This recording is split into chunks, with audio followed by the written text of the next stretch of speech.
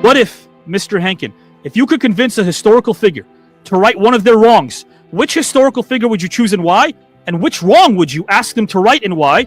The first person I would talk to is Jesus. He seems to be very important.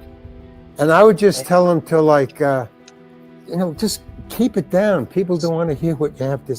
It's a lot of trouble you're getting into. And then the other one is Genghis Khan, who, what are you doing, man? You're, if you could just, the two of you get together and sort of, work it out. But both of you are over the top.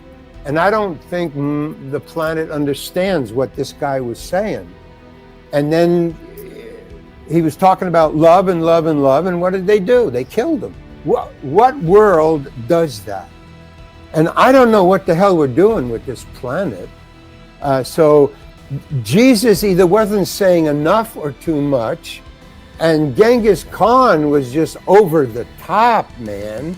He had a brain hemorrhage from getting so angry that he burst a blood vessel, and he died of, I guess, a heart attack or an aneurysm or whatever.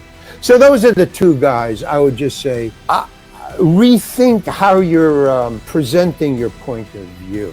One of them is going to be Mike Tyson. On his last fight with Jake Paul, I didn't believe it to be true at all. And I'm just wondering, I'm going to ask Mike, why would you get into a fight with a guy like Jake Paul and then throw the fight? As far as I'm concerned, that fight was not legit at all. There's no way that Tyson can train the way he trained, look the way he looked in his training, and then lose like that. My thing is, I get it. A lot of money had to be played here. I get it. At least take half of the money and then still be Mike Tyson of old and then whoop this guy, his ass. Just do a little bit. Don't knock him out.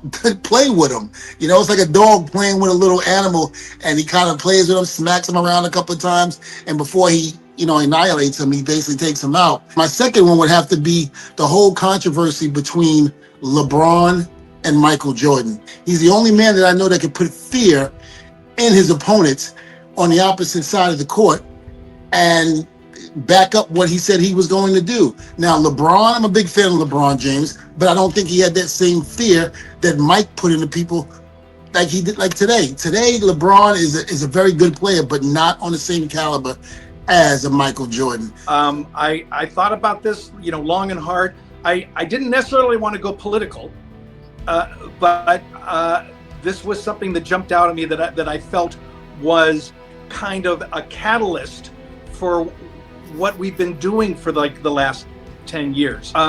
When Obama was president, he had a chance to put in another judge on the Supreme Court, and Mitch McConnell blocked him.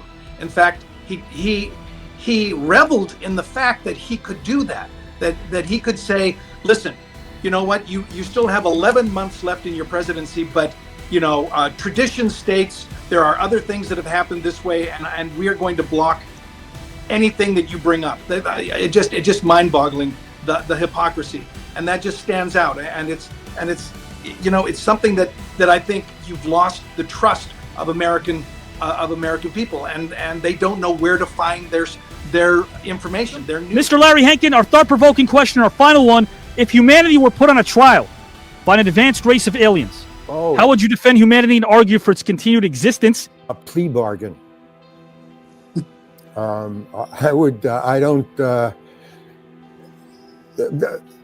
crime that humanity has caused is I'd put him in jail.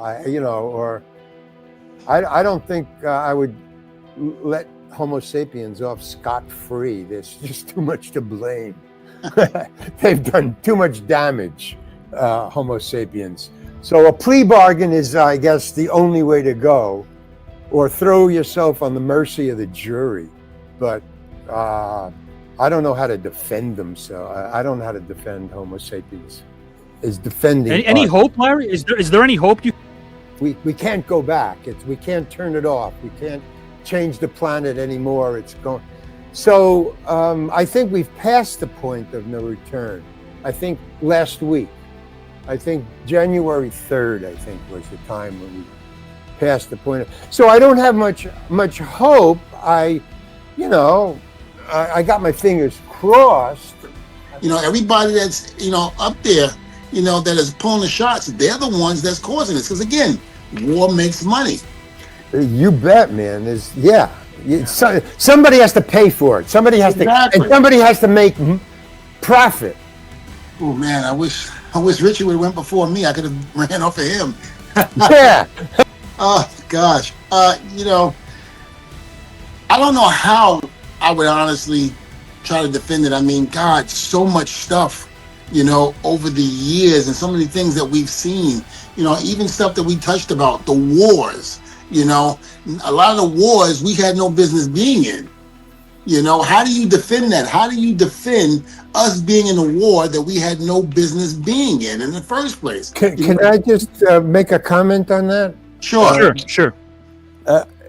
The trying to put the blame on, how do you defend that? Who do you blame? Who caused it? How did it?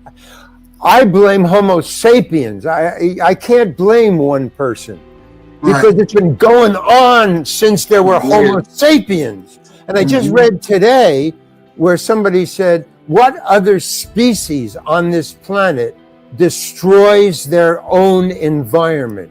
Only one, Homo sapiens. And war, we know, brings money. There's no question about that. Every time there's a war, that's money. And like you said, we can't just blame one person for this. We really can't. You can't just blame one person on the 9/11, even if you have a conspiracy theory or not. You can't blame it on you can't blame the Vietnam War on one person.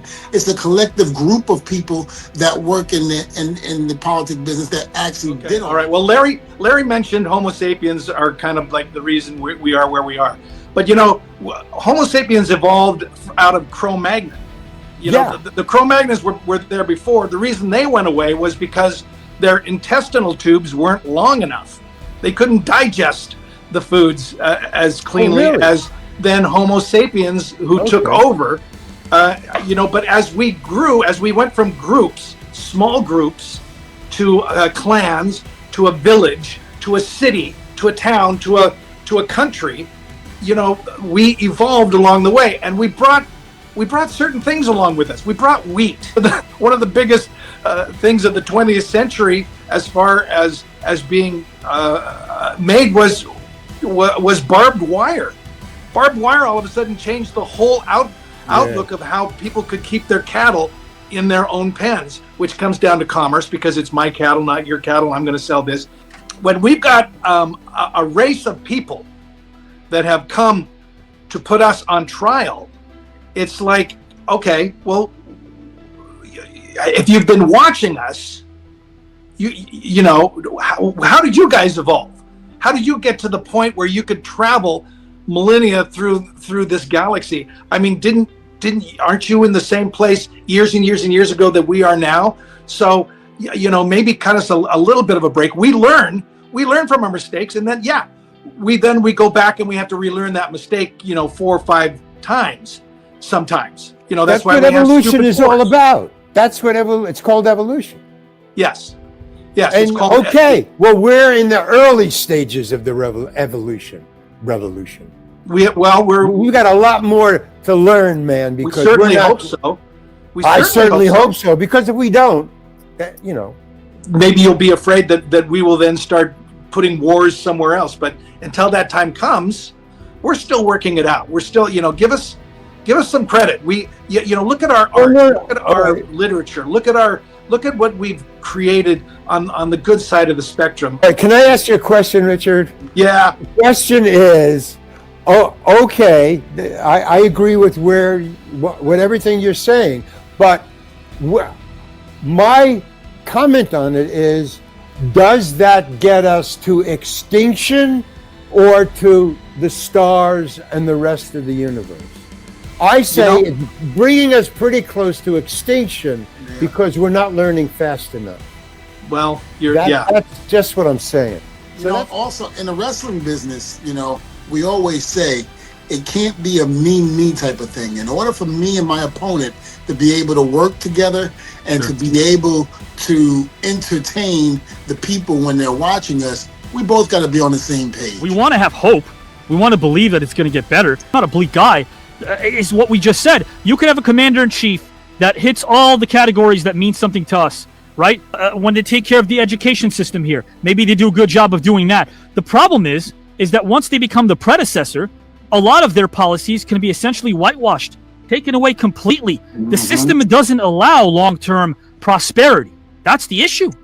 It sucks. It really does suck. That's what's called maybe there should be term limits. A successful species. Yes. We are not a successful species yet. If there were two of every creature in Noah's Ark, where were the woodpeckers at? They were in there flying around somewhere. There were no woodpeckers. They were eating the ship is basically what they were doing. Hey, Larry, has anyone ever killed two birds with one stone? Have you ever seen that happen? I've never seen it. I've never seen anybody try, so I Richard's don't know. thinking about it. Larry, if love is blind, how can we believe in love at first sight? Well, once you stop being blind, you probably fall in love. Blind people can't fall in love. Is that what you're saying? I think it's called pheromones. They should be able to. We shouldn't have bias against them falling in love. And by the way, let's sit for 2 minutes is the most ignored instruction among microwave users. It's too long. It's too long. It's too long. I can't stand there and wait the full 2 minutes. Yeah, I mean, the food is there and you're just staring at it. What's going on? Right, Richard? I mean, it's great to be able to get to know the person behind the persona. Yeah, it really is, and you get to do that here. You take the time, you've done your research, and you bring it out of people.